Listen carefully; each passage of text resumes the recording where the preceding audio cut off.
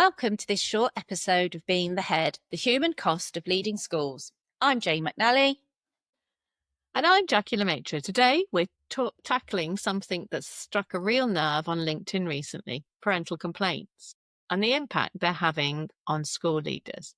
So, headline from the head.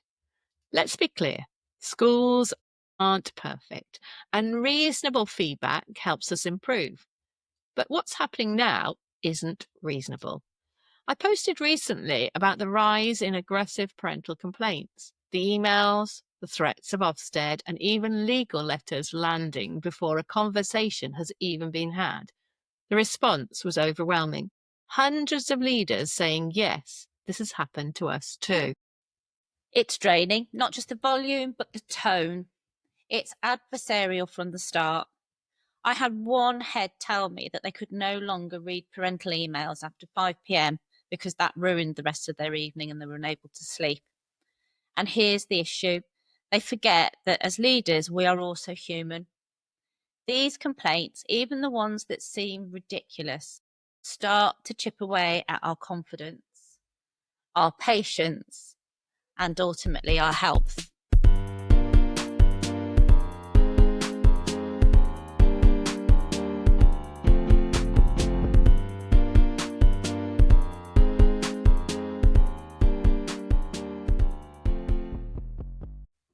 So, classroom crisis. I'd like to share another complaint from a parent and the impact it had on well-being. And this one was around a suspension, a decision that was made to suspend pending investigations on something that happened that was a safeguarding concern within the school. And obviously that had led to a serious complaint from the parent of the child that was suspended. It escalated to other parents who were involved, wanting to take their own path and sort that out their own way, sometimes physically. And so I was kind of stuck in the middle of this one, and that one went to a personal complaint about myself, which led to a panel meeting, which was really challenging to deal with. And it led to complaints that were coming in anonymously, letters that were coming in anonymously, that were threats against myself. It was a massive thing at the time in a small community because I led a small school in a small community. So everybody knew about it and were watching how we dealt with that one. So for me, it was sticking to my integrity, sticking to my guns, but absolutely noting down and making sure that I logged everything that I was doing. Actually also going for the professionals and making sure. Nowadays, when I was dealing with these sorts of complaints as a CEO, I had massive legal team behind me. At the time of this one, I didn't. I was on my own, very little support from a local authority, having to find and research it myself. Nowadays, I think there are so many wonderful people who are seated in educational law that can support you and also have that realistic expectation of what parents can and can't do. But we didn't have that when I first started in headship, and I found it a very lonely and very challenging experience. And from my post, I think there are a lot of people out there that have that battering from different sides. And when I talk to people who are out of education, they can't quite appreciate what's been going on and the things that we have to deal with as heads. It's such a shame. I was sitting here listening to that, Jacqui. The sad thing is that example that you've given is becoming more of a common reality for so many heads than it was a few years ago. And I think the one thing that struck me was it's personal, those personal complaints about you for doing your job. For you doing a job, to have those personal complaints coming in is quite soul destroying. But I think, like you said, your integrity and your professionalism and your care, that's been called into question by people who don't always understand or necessarily want a resolution. They want retribution, they want revenge for whatever. And that's just, it's just wrong. It's just really wrong. It is, but the Morally system wrong. doesn't allow us to respond in a certain way. If you think about actually what powers do you have if you're constantly getting abuse? Because I was always out on the playground. You were probably the same, Yeah. Jane. You're always out on the playground every single day, and you're just waiting for that one parent to come in because you know that it's going to be aggressive. You know it's going to be forceful, and you're going to have to put up with that and take it because actually you're trying to be the swan like. But at what point do you say, hang on, I don't need to come to work? You know, if you go into a doctor's surgery these days, they've got signs up to say that we don't accept this aggressive behavior. But when you're open onto a playground and you're out there every morning, what callback do you have? You have that kind of, you can ban them, but that's a long process in order to do that. So I'm hoping that the new legislation for vexatious complaints, because these people don't just stop at one.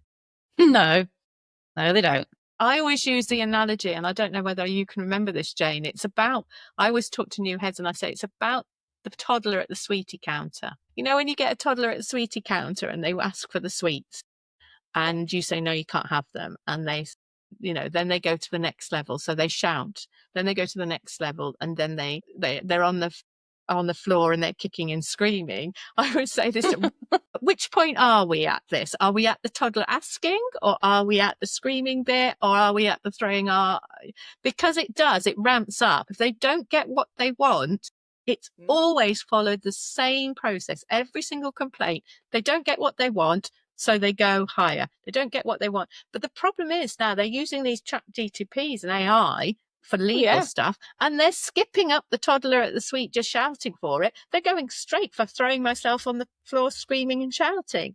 And this is the issue that we've got now, is how do we as heads respond to that screaming and shouting when you've got everything else that you're having to deal with it?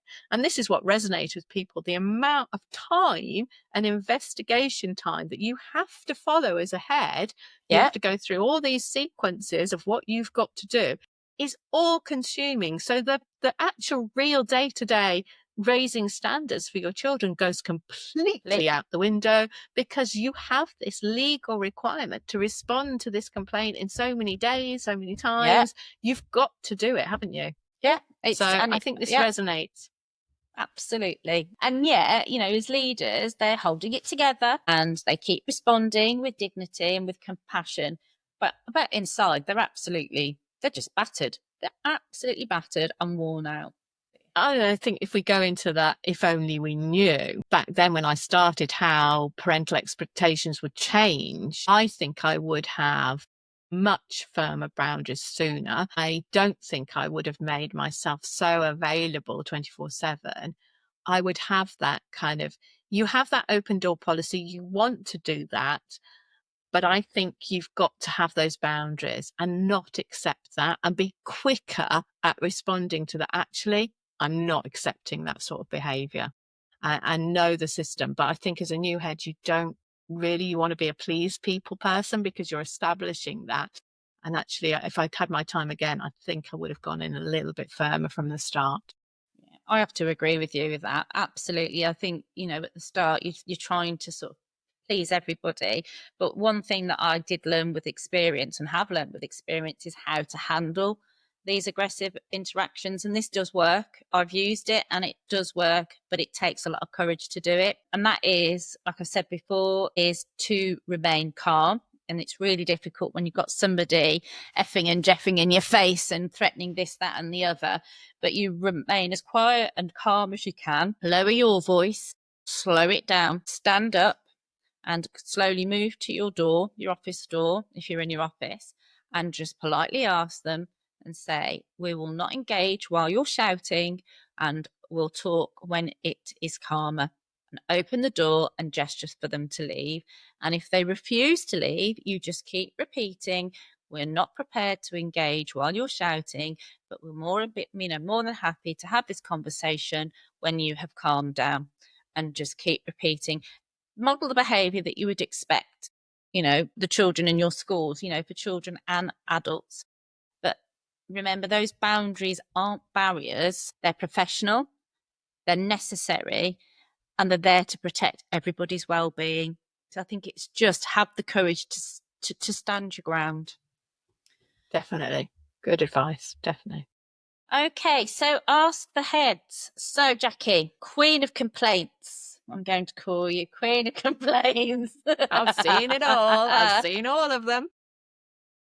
What's your advice to a head teacher who is drowning in complaints and losing their confidence?